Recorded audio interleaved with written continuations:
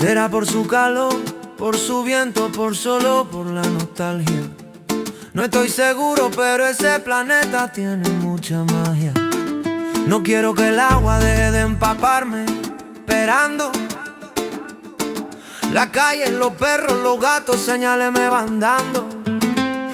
Y caminando con mis canciones de la nave perdí el mando. Si pudiera viajar al espacio y visitar todos los planetas, el primero en el que pararía sería el suyo.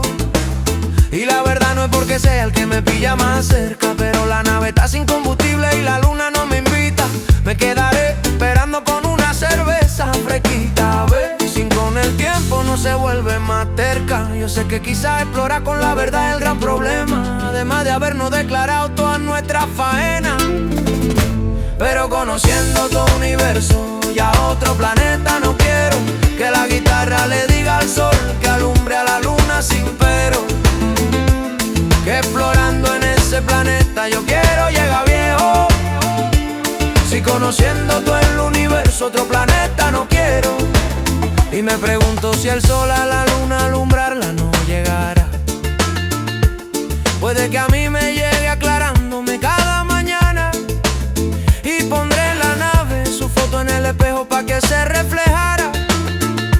Mientras dejaremos que al universo le salgan canas.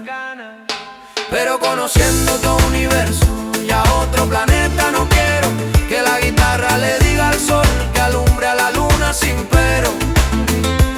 Que explorando en ese planeta yo quiero llegar viejo.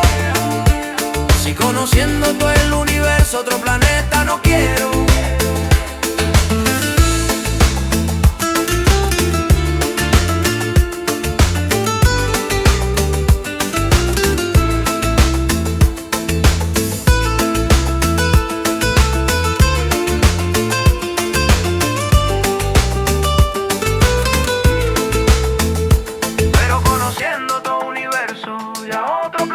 No quiero que la guitarra le diga al sol que alumbre a la luna sin pero. Que explorando en ese planeta yo quiero llegar bien.